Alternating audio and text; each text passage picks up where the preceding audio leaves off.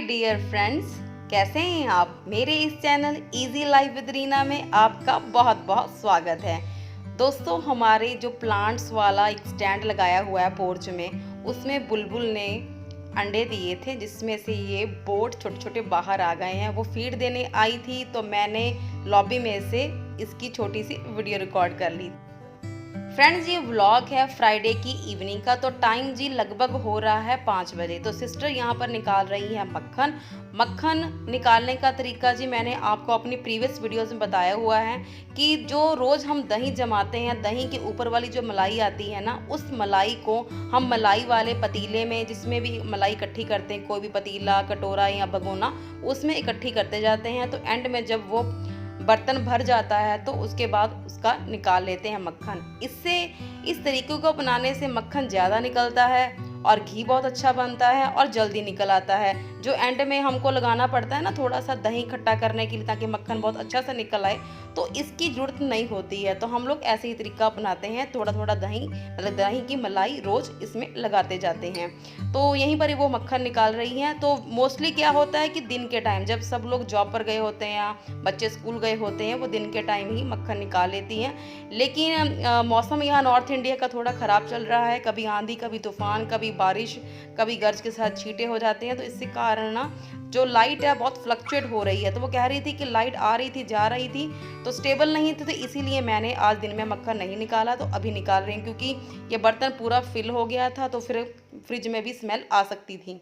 तो मैंने कहा कोई बात नहीं है, क्योंकि सुबह सब्जियाँ 2-3 तरह की बना दी थी मैंने।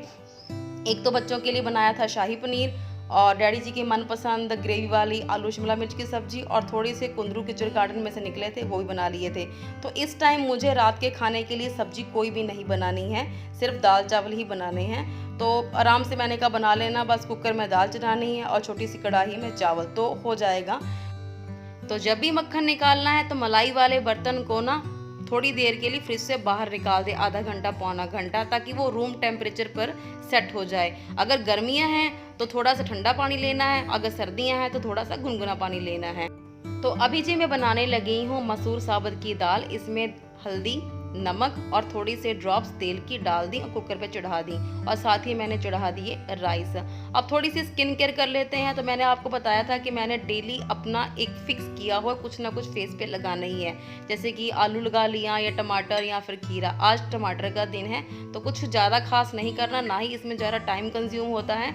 टमाटर को हाफ कट कर लेना है, छोटे छोटे उसमें कट्स लगा लेने हैं। उसको तब तक अपने फेस पर स्क्रब करना है ताकि उसका जो पल्प है ना सॉफ्ट वाला, वो आपके फेस पर पूरा लग ना जाए, मतलब छिलका ही हाथ में रह जाए। वो आपको चाहे 5 मिनट लगें या फिर 10 मिनट लगें या 2 मिनट ही लगें, क्योंकि डिपेंड करता है कि वो जो टमाटर है आपका कितना कि सॉफ्ट है। सॉफ्ट टमाटर है जल्दी लग जाएगा, और हार्ड टमाटर हुआ थोड़ा स्क्रबिंग ज़्यादा लग जाएगी। तो वहीं पर ना जो लेफ्ट साइड में मेरे, वहीं पर अद्विका सो रही थी, तो खड़का दड़का हुआ तो वो उठ गई, तो रोने लग गई। उसको था कि सब लोग काम में लगे, मुझे क्यों उठा नहीं रहा। तो इसीलिए मैं उसको बहलाने के लिए उसके पास आ गई। उसको दिखा रही थी कि मोबाइल है, तू भी सामने आएगी, लेकिन वो किसी तरह से मान नहीं रही थी। अभी वो थोड़ी देर के लिए, तो उसको है कि बाहर जाना है, क्योंकि शाम के टाइम वो थोड़ी देर के लिए, आधा घंटा के लिए बाहर घूम कर आती है। तो मुझे कह रही थी बाहर लेके जाना। मैंने कहा इस हालत में तो बाहर नहीं जाऊंगी, तुम्हारी मम्मा जब मक्खन निकाल लेंगी, फ्री होंगी, तभी फिर तुझको बाहर घुमा कर लेकर आएंगी। तो इसीलिए उसके सामने मैं मोबाइल उसको घुमा रही थी ताकि उसका थोड़ा ध्यान डाइवर्ट हो जाए। तो बस जी करते करते उसका ध्यान भी डाइवर्ट करते करते मैंने अपना टमाटो था पूरा अपने फेस पर अच्छे स्क्रब कर लिया है, फेस पे लगा लिया है। इसको घंटा 1.5 घंटा जब तक काम करूँगी ना अपने फेस पर लगा के रखूँगी। तो एक इम्पॉर्टेंट बात है जो मैंने आपसे शेयर करनी थी। आपको भी प्रॉब्लम होती होगी, मुझे भी होती थी, मतलब जब मैंने ये रेमेडी नहीं अपनाई थी। पैंटीज़ में अगर सैनिटरी पैड को अच्छे से लगा लो, जैसे कि मैं अपनी बेटियों को देती हूँ। मेरी बेटियाँ 14 ईयर्स की हैं। जब उनको 12 ईयर्स से उनको पीरियड आने शुरू हो गए थे, तो उनको बच्चों को नहीं पता था कि कैसे इसको सेट करना है। तो इसीलिए मैं उनको ना ऐसे उनको सेट करके लगा के देती हूँ। जो पैड होते हैं, ये मैं जो पैड यूज़ कर रही हूँ ना, ये 9 के हैं, 28 रुपये में 4-5 पीसेस मिल जाते हैं, और बहुत ज़्यादा क्वालिटी वाइज भी हैं और रीज़नेबल रेट्स वाले हैं। मतलब ये नॉन अल्ट्रा है, मतलब जब आपको 4th 5th डेज होता है तब आप यूज़ कर सकते हो बड़े आराम से। मैं भी नॉन अल्ट्रा डेज पे यूज़ करती हूँ। नॉर्मली हम ऐसे लगाते हैं, अगर ऐसे लगाते हैं तो लीकेज की जो पॉसिबिलिटी है ना वो बढ़ जाती है। तो बच्चे होते हैं छोटे, वो इतना ध्यान नहीं दे पाते हैं। अगर वो बार बार इस चीज़ पर ध्यान देंगे तो अपनी पढ़ाई पर फोकस नहीं कर पाएंगे। तो मैं उनको भी ऐसे ही कटर लगा के देती हूँ, खुद भी ऐसे ही यूज़ करती हूँ। बीच में से जहाँ वो टेप लगी होती है उसमें से इसको हॉरिजेंटली और वर्टिकली दोनों तरीकों से कट कर लेना है। टेप नहीं उतारनी है। टेप तब उतारेंगे जब इसको हम पैंटी में सिक्योर करेंगे। तो बस इसको क्या करना है, जहाँ से कट लगाया हुआ है ना वहाँ से टेप को उतार देना है। तो इसको उल्टा करके ऐसे थोड़ा सा तिरछा इसको हो, बिल्कुल इसको टक करना है, सीधा टक नहीं करेंगे ताकि ना इसकी जो ग्रिप है और स्ट्रांग हो जाए। तो इससे क्या होता है कि बिल्कुल भी जो पैंटीज के किनारे हैं ना बिल्कुल भी हिलते नहीं हैं। एक तो लीकेज की प्रॉब्लम नहीं आती है, पैंटी भी खराब होने का डर नहीं रहता, और क्या होता है कि हमको बार बार देखना भी नहीं पड़ता है। तो आपकी जो बेटियां हैं अगर टीनेज हैं तो उनको ऐसे ही लगा के दें ताकि वो ऐसी प्रॉब्लम फेस ना कर पाएं और बच्चे अपनी स्टडी पर, अपनी स्पोर्ट्स पर बहुत अच्छे से फोकस कर पाए। अगर आप भी जॉब करते हो या कहीं भी जाते हैं, इवन कि हाउसवाइफ भी हो, तो ऐसे ही इसको लगा के देखिएगा, आपको बहुत ही सूटेबल लगेगा। मैं तो उनको ऐसे ही लगा के देती हूँ। अब तो वो बड़ी हो गई हैं, मतलब कि 12 साल में उनको आते थे ना, अब वो सीख गई ऐसे ही लगाती हैं। तो उसके बाद जी अब जी बनाने जा रही हूँ बच्चों की फरमाइश पर फिर से मैंगो आइसक्रीम। लेकिन आज मैंगो आइसक्रीम बनाने का तरीका मेरा कुछ नया है।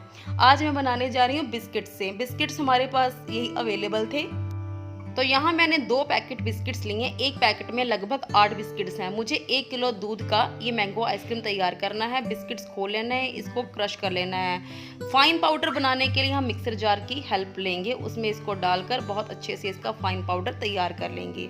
ये है जी मेरे पास 1 kg का 1 गिलास, प्रॉपर इसकी मेजरमेंट है। फुल क्रीम दूध के साथ 1 kg मैं दूध ले लूँगी, और ये भैंस का दूध है, फुल फैट वाला है। अच्छी मलाई वाला दूध हो ना तो उसकी आइसक्रीम बहुत ज़्यादा अच्छी बनती है। तो अभी तक सिस्टर का काम मक्खन निकालने ख़त्म नहीं हुआ है, वो प्रॉपरली कर रही है। मैंने दाल और राइस बनाकर साइड में रख दिए हैं। तो बिस्किट्स का भी वो मिक्सर ग्राइंडर उसके पास था, तो उसने मुझे फाइन पाउडर बना के दे दिया था। कटोरी में निकाल लिया, दूध चढ़ा दिया उबलने के लिए। जब ये दूध उबल जाए तो उसी दूध में से 2 कड़छियाँ, मतलब कि इतना के लेना है कि बिस्किट्स का जो पाउडर बनाया अच्छे से मिक्स हो जाए। बहुत थिक कंसिस्टेंसी वाला है, जैसे कि ये बनाया। मैंने ब्लेंडर की भी हेल्प ली थी ताकि ये अच्छे से बन जाए। फिर भी इसके थोड़े बहुत ग्रैन्युल्स रह गए, पर वरी करने वाली कोई बात ही नहीं है, क्योंकि हमने इस जो मिक्सचर को ठंडा करके मिक्सर ग्राइंडर में डाल के प्रॉपर पेस्ट बनानी है। तो मैंगो आइसक्रीम बनानी है, बिना मैंगो को तो बन नहीं सकती। तो मेरे पास था ये 1 मैंगो फुल मीठा वाला। पकाते पकाते ये पूरा अच्छे से गाढ़ा हो गया, थिक कंसिस्टेंसी ही चाहिए। बस इसमें बिस्किट्स डालने हैं और दूध, और सिम पर ही इसको बिल्कुल ही लो फ्लेम पर इसको पकाती गई। साथ ही मैंने मैंगो कट करके इसकी प्यूरी बना ली। तो चीनी तब मैंने नहीं डाली थी, अभी भी मेरा दूध थोड़ा गुनगुना सही है, मतलब मिक्सचर मेरा गुनगुना सा है। इसमें डाल रही हूँ 15 चम्मच चीनी। 1 किलो दूध में 2 पैकेट बिस्किट्स और 15 चम्मच चीनी, इसको अच्छे से मिक्स कर लूँगी, क्योंकि चीनी को मेल्ट होने में ज़्यादा टाइम लगता नहीं है। अच्छे से इसको मिक्स कर लिया, ठंडा कर लिया। ठंडा जब तक नहीं होता मिक्सर ग्राइंडर के जार में इसको बिल्कुल भी नहीं डालना है। तो रख दिया ठंडा होने के लिए। और यहाँ पर मैं मक्खन हो गया था रेडी, और चढ़ा दिया घी बनने के लिए एक चूल्हे पर। और डैडी जी लेकर आए थे मक्की की छल्लियाँ, हमारे वाले तो किचन गार्डन में भी हुई नहीं है, ये बाज़ार से आई हैं। तो क्योंकि खाना लेट हो गया था, मक्खन निकल रहा था, उधर मैंगो आइसक्रीम की तैयारी हो रही थी। दाल चावल तो बन गए, लेकिन दाल में अभी फ्राई, मतलब दाल में तड़का अभी नहीं लगा है। तो बच्चे मक्की की छल्लियों को देख कर कहने लगी हमको खानी है। तो एक चूल्हा खाली था, तो उस पर मैंने चढ़ा दी हैं ये 4 छल्लियाँ इसको उबलने के लिए। 5 सीटी आई, थोड़ा सा नमक और नींबू का रस लगाया और बच्चों ने खा लिया। तो मैंगो की प्यूरी मैंने पहले बना ली थी। जब मेरा ये बैटर दूध और बिस्किट वाला ठंडा हो गया था, इसको मैंने जार में डालकर, मतलब कि मैंगो प्यूरी को और वो बिस्किट वाला बैटर अच्छे से दोनों को डालकर मिक्स कर दिया, ताकि दोनों अच्छे से ये इन्फ्यूज़ हो जाएं। तो ज़्यादा बैटर होने के कारण मुझे 2 जगह रखना पड़ा। तो उसके बाद जी अब ये फुल फैट जो मलाई है, मलाई का इसमें बहुत ज़्यादा इम्पॉर्टेंट रोल है, तभी जो क्रीमी वाली प्रॉपर मार्केट वाली ये आइसक्रीम बनेगी। तो 2 बार में, एक भगोने में आधी मलाई रख दी और एक जो जार में, 2 बार मैंने करके लगाई, क्योंकि एक बार में डालती ना तो सेट ना होता। तो एक प्लास्टिक वाला मैंने ले लिया ये कंटेनर। तो इसमें सारी मैंने जो आइसक्रीम तैयार करी है इसको डाल दिया। अब इसको लगा दूंगी फ्रिज में लगाऊंगी लगभग 3 घंटे के लिए इसको सेट होने के लिए। मैंने 2 अलग अलग बॉक्सेस में इसको रखा है क्योंकि मिक्सर जार में भी सारा बैटर को अच्छे से इसको ग्राइंड करना पॉसिबल नहीं हो रहा था। तो ये दोनों चीज़ों को मैंने लगा दिया सेट होने के लिए फ्रिज में 3 घंटे के लिए। अभी ये आइसक्रीम रेडी नहीं हुई है, इसका प्रोसेस अभी कंटिन्यू है। तो अभी हमारा खाना भी बनाना था तो आटा यहाँ पे गूंथ रही थी। तो उधर जो सब्जियां सुबह की बनी हुई थी सिस्टर वहीं पर वो गर्म कर रही है। तो आटा गूंथ रही थी, साथ में लगा रही हूँ दाल में तड़का। तो दाल तड़का लगाने के लिए नॉर्मली जो प्याज, लहसुन, अदरक, टमाटर, हरी मिर्च का हम यूज़ करते हैं बस वही लगा रही हूँ सरसों के तेल में। जो कान्हा जी के भोग के लिए जो दाल हम उबालते हैं उसी को पहले एक कटोरी निकाल लेते हैं, उसके बाद फिर वो वाली दाल अद्विका खा लेती है दाल राइस के साथ। तो अभी वो सिस्टर सब्जियां गर्म कर रही हैं, उसको मैंने कह दिया साइड में तुम अपना वो जगह खाली है, बर्तन के टोकरों के पास सैलड भी काट लेना क्योंकि डैडी जी को सैलड बहुत पसंद है। बच्चों तो ज़्यादातर प्याज या खीरा ही खाते हैं तो उनको सारे तरह का सैलड पसंद है, प्याज, खीरा, टमाटर, तो वो खा लेते हैं। तो वो वहाँ पर कट कर रही है, साथ में लग रहा है दाल को तड़का। तो तड़का तो हो गया था दाल के लिए रेडी, तो इसमें मैं डाल रही हूँ दाल और इसको थोड़ा अच्छे से मिक्स कर दूंगी। मिक्स करने के बाद ढक्कन लगा दूंगी और कुकर को बंद कर दूंगी 1 विसल आने तक, ताकि वो जो तड़का है और दाल है दोनों अच्छे से मिक्स हो जाए। तो उसके साथ ही फिर मैं बनाऊंगी चपातियाँ। ये जो सब्जियाँ थी सुबह बनाई थी आलू और कुंदरू की, और ये बनाई थी ग्रेवी वाली आलू शिमला मिर्च और थोड़ी सी आलू बैंगन। वाइट वाले बैंगन मैं पहले भी बना चुकी हूँ और राइस भी बन चुकी हैं। राइस वो जो हमारे गांव से आए हुए हैं यहाँ पर सिस्टर काट रही है खीरा, प्याज और टमाटर। टमाटर उसको कहा था कि देसी वाले थोड़े काटना, वो थोड़े से येलो हैं अभी, अच्छे से वो रेड नहीं हुए, डैडी को बहुत पसंद हैं। तो यहाँ पर सैलड काट रही थी। ये देखो बच्चों ने छल्लियाँ सब ने खा ली हैं, थोड़ा उनका पेट शांत हो गया है भूख से, तो यहाँ पर वो रखा हुआ है। तो यहाँ पर मेरे तीनों चूल्हे जल रहे हैं। तो अगर किसी ने भी गैस चूल्हा लेना हो तो मैं तो उनको यही रिकमेंड करूँगी 3 बर्नर वाला ही गैस चूल्हा लें, बहुत अच्छे से यूटिलाइज़ होता है और स्पेस भी आपकी कम लेता है। तो आटा यहाँ पर मैं गूँथा हुआ था थोड़ा सा, और दोपहर का सिस्टर कह रही थी मैंने गूँथा था दीदी, तो बच्चों ने चीले खा लिए थे बेसन वाले, तो मेरा इसीलिए आटा बच गया। अदरवाइज़ हम थोड़ा थोड़ा ही आटा गूँथते हैं, मतलब कि फ्रेश आटे की ही रोटी बनाते हैं, ज़्यादा आटा इकट्ठा गूँथ के नहीं रखते हैं। तो यहाँ पर सेकने लगी रोटियाँ, वो कहने लगी लगते हाथ ना थोड़े से सिंक में बर्तन पड़े वो भी धो लूँ, तो नहीं तो फिर बर्तन बहुत ज़्यादा हो जाते हैं। वो बर्तन भी धुल रही है, इधर मैं रोटियाँ बना रही हूँ, थोड़ी सी रोटी निकलेगी। तो पहले भोग कान्हा जी को निकेत लगा देगा, उसके बाद सब लोग अपना अपना खाना ले लेते हैं आकर। बच्चों को पहले आवाज़ देती हूँ तो बच्चे अपना खाना ले जाते हैं आकर, तो उन्हीं को आवाज़ दे रही हूँ। देवांशी पहुँच गई है। तो ये है जी हमारे ऊपर वाली नॉनवेज किचन। यहाँ पर अभी एग्जॉस्ट फैन लगा था वेडनेसडे को, पहले यहाँ पर नहीं था, तो थर्सडे को सफाई नहीं कर पाई थी, तो आज सोचा सफाई कर दूँ इसकी। तो ये सारी गंदगी फैली हुई है, तो मुझे ये किचन पूरी क्लीन करनी है। वैसे भी इस किचन का इस्तेमाल बहुत कम ही होता है, जब भी कुछ बनाना होता है तो तभी बनता है, अदरवाइज़ ये किचन ज़्यादा यूज़ नहीं होती हैं। तो ये लेकिन वो थोड़ा बहुत काम हुआ था उसके कारण ये थोड़ी गंदगी फैल गई है, तो फिर सफाई कर देती हूँ। तो चलो फिर सफाई करते करते थोड़ी सी बातें कर लेते हैं। तो किसी ने पूछा था कि आप अपने सिस्टर का काम क्यों नहीं दिखाते हो, तो मैं उनसे ये कहूँगी कि मेरी सिस्टर का जो नेचर है वो थोड़ा शाई नेचर की हैं। वो थोड़ा कैमरा फेस करते ही ना अनकंफर्टेबल फील करती हैं। तो मैंने उसको 1-2 बार कहा भी है कि तुम कुछ काम करो तो मैं तुम्हारा रिकॉर्ड करती हूँ।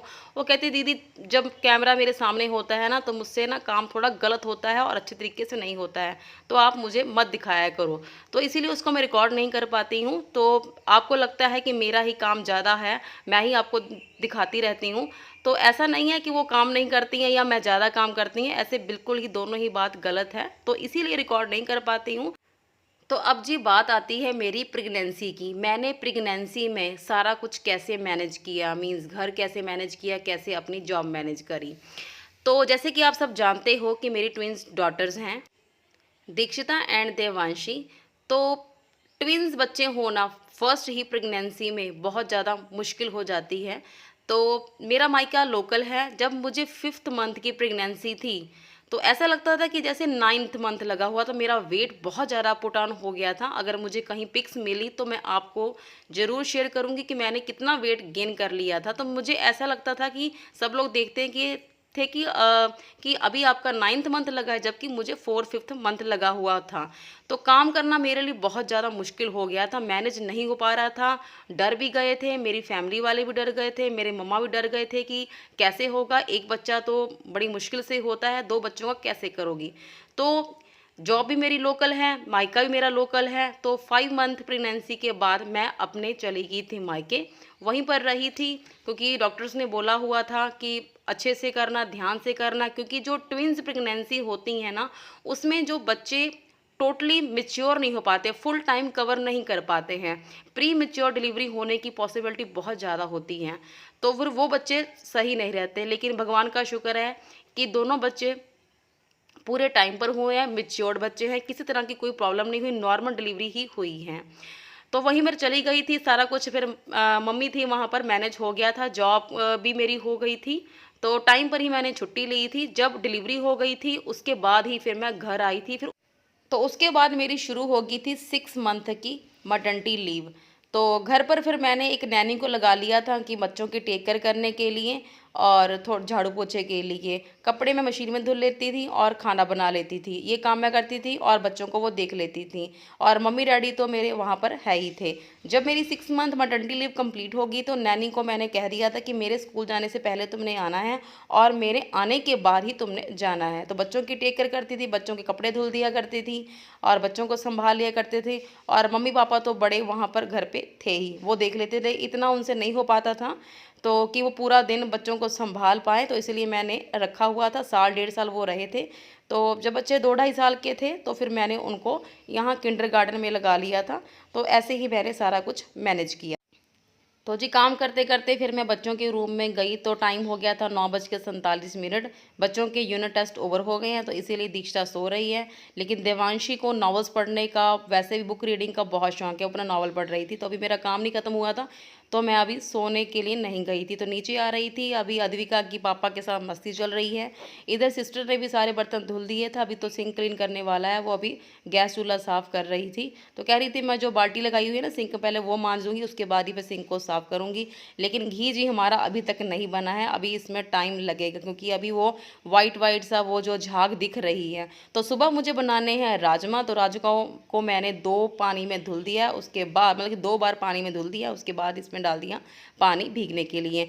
तो आइसक्रीम को 3 घंटे के लिए सेट करना था, लगा के तो मैं गई थी 9 बजे, तो 1 घंटे ही हुआ, तो सेट तो हुई नहीं थी, तो मुझे ये सुबह सेट करनी पड़ेगी। तो कपड़े पड़े थे जो धुले हुए थे, रखे हुए थे बेड पर, उनको रखने लगी अलमारी में। तो झाग ख़त्म हो गई, बस अब थोड़ा सा 5-10 मिनट और ये घी पकेगा, तो उसके बाद ये अच्छे से घी हो जाएगा रेडी। तो इसको रख देंगे साइड में, सुबह फिर इसको छान लेंगे। तो वो वाली मैंने बताया ना कि मेरा जो आइसक्रीम सेट नहीं हुई थी, ये जो वीडियो क्लिप है ना, ये आज सुबह की है।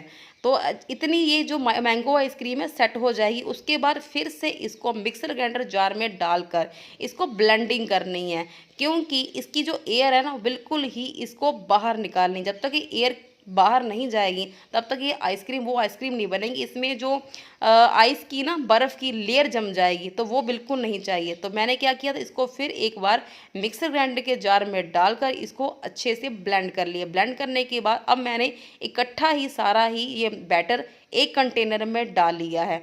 तो उसके ऊपर इसको गार्निश कर दूंगी थोड़े से ड्राई फ्रूट से। पिस्ता मेरे पास ख़त्म हुए, जो मेरे पास ड्राई फ्रूट्स थे वो सारे ही मैंने इसमें डाल दिए। उसके बाद इसको फुल कवर करना है और रखना भी एक तरह का एयर टाइट कंटेनर में है, बिल्कुल भी इसमें हवा नहीं जानी चाहिए। तो मैंने यहाँ पर फॉयल पेपर लगा लिया। बटर पेपर ढूंढ रही थी, पता नहीं मुझे मिल नहीं रहा था, नहीं तो वही लगा देती। इसके बाद एक और फॉयल पेपर लगा दिया। उसके बाद इस लिड को कर दूंगी बंद, क्योंकि मुझे थोड़ा ढक्कन ना लूज लग रहा था। अब लगा दूंगी 10 से 12 घंटे फ्रीजर।